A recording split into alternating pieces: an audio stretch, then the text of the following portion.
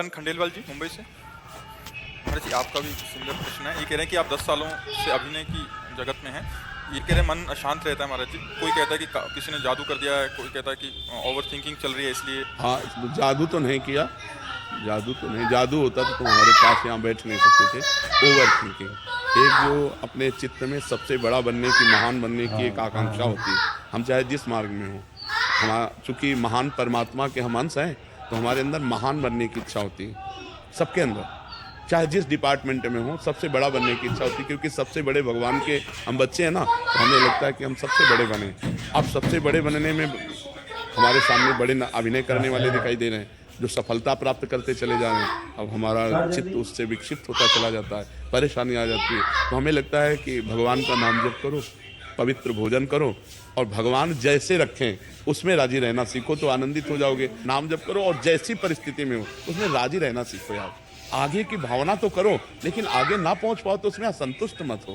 तुम्हारे अगर असंतुष्ट रहने का स्वभाव बन जाएगा तो डिप्रेशन में चले जाओगे। नहीं नहीं नहीं यार, ऐसा ठीक नहीं। डिप्रेशन में क्यों जाओ, क्यों परेशान हो? ऐसा करो, राधा राधा लिखना शुरू करो दिमाग में। खाली समय जो है ना, शैतान का मन होता है। अगर खाली छोड़ दो ना, फिर मन शैतानी करने लगता है, बदमाशी करने लगता है, ओवर थिंकिंग में फंसा देता है। ये आप जपो, थोड़ा मन पवित्र होगा तो आपको आनंद मिलेगा। राधा देखो, आंखों के सामने लिखो राधा, आंखों से ही लिखो। राधा लिखा, आप बार बार राधा राधा राधा राधा। ये ऐसी दवा है कि लोग परलोक सब मिल जाएगी। हाँ, राधा राधा राधा राधा। अब आके वृंदावन में आए हो तो मंगल तो होगा ही। भगवान और संत दरबार में आने से मंगल तो होता ही है। मंगल ना होता तो आप क्यों आते? डॉक्टर के पास जाते जादू टोना, और जादू टोना नहीं। क्योंकि मैंने काफ़ी सारे लोगों को दिखाया था, एस्ट्रोलॉजर को दिखाया था, पंडित को दिखाया था, तो सबने ये कहा कि कोई काला जादू है जिसकी वजह से आपके परिवार कुछ नहीं। रुपया खसीटने के लिए सब काला जादू है। कोई काला जादू नहीं, कोई तमाशा नहीं, कोई भूत प्रेत नहीं, कोई तुम्हारे ऊपर कुछ नहीं किए। हम तुमसे कह रहे हैं, पक्की बात समझ लो। तो जो भी काम करता हूँ मुझे काम मिलता है, पर वो काम जल्दी मिलता है। हाँ ठीक है, तुम राधा नाम जप करो।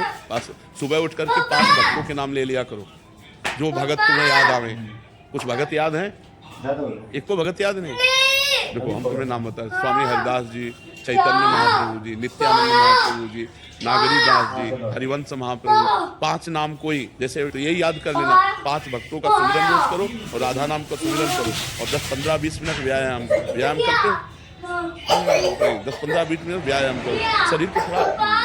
अब ऐसे बुझे से जीवन बुझाने के लिए, और व्यायाम करके नाम जप करते हुए कोई ना कोई दिनचर्या में लगे रहो। फालतू मत बैठो, खाली मत बैठो। खाली हो तो शास्त्र स्वाध्याय करने लगो, ठीक है ना, और प्रसन्न मन से रहो। और आज हम तुम्हें कह रहे हैं ना, कोई जादू तुम्हारे ऊपर है, ना कोई काला जादू है, ना पीला जादू है। कोई जादू नहीं। हम तुम्हें जो बता रहे हो मान लो, कोई जादू नहीं। किसी की बात मत मानना। जो झाड़ फूक करवाए कोई फर्क पड़ा? जब आई ले तो फर्क क्या पड़ेगा? अरे यार, अगर तुम ऐसी जगह फंस जाओगे तो नींबू की तरह निचोड़े लेंगे, होगा कुछ चलेगी। केवल रुपया लेने के लिए सब होता है, कोई काला पीला जादू नहीं होता। नाम जप करो, काला पीला जादू कुछ नहीं कर सकता। ऐसे देखो, हम तुम्हें बताएं, जैसे हम तुम्हारा बुरा चाहें और तुम नाम जप करो, तुम्हारा बुरा होना नहीं है, तो हम लाख चाहे नहीं हो सकता। अगर तुम्हारा बुरा होना है और मेरी चाह हुई और दोनों मिल गए, तो वो तुक्का लग गया। मेरी चाह से तुम्हारा बुरा नहीं हुआ। कौन काहू के सुख दुख कर दाता, निज कृत कर्म भोग सुनभाता। खिलवाड़ का विषय थोड़ी, भगवान का भजन है। भगवान का हम लोग ऐसे रहते हैं क्योंकि भगवत बल है, भगवान का भजन का बल है। अगर तुम दुष्टता के ऊपर उतर जाओ तो फिर हमारी एक आया था, हमने कई बार बताया सत्संग में, वो गाड़ी से आया, वहाँ जूते पहन के नहीं जाया जाता था। हम बैठे थे, सैनपुर में था, तो हमने कहा कि भाई ये मोटरसाइकिल रोक, जूते पहन के क्यों आ रहा है? और 8-10 लोग बैठे थे, और वो कई कत्ल किए हुए था। तो हमारी तरफ ऐसे देखा जैसे कोई मुर्गे को देखता है हलाल करने के लिए, और वो गया, जूते उतार दिए और गया। फिर आया, जूता पहना और वहीं गाड़ी थमका, या गाड़ी स्टार्ट होगी, बाहर होगी। गाड़ी स्टार्ट नहीं हुई, उसको घसीट के ले जाना पड़ा। भगवान वचन पूरा करते ना। अब वो जो गांव के लोग बैठे थे वो घबरा गए। उनका, महाराज आप यहाँ 2-4 संत रहते हो, ये कितने आदमियों को काट डाला है, इसका कोई बिगाड़ नहीं सकता। गंगा किनारे की बात थी। बोले यहाँ का बादशाह है, तो आपने बहुत गलत जगह। तो हम मन में तो सोचा कि गलत जगह इसने पंगा ले लिया है। सुबह हम गंगा स्नान करके अशोक वृक्ष के नीचे, उस समय भी जटाएं थी, और शांत पद्मासन में बैठे थे कि खुल पत्तों में जूते की आवाज़ आती है ना, मुझे लगा कोई आ रहा है। तो तुरंत कनेक्शन लगा हमका, कल वाला वो पुरुष तो नहीं है। तो ऐसे देखा तो वही था। एक बार मन में, मनुष्य होने के कारण एक बार मन में ऐसा लगा कि यार अच्छा विघ्न उपस्थित हुआ। वो नजदीक आया, बोले ए बाबा जी।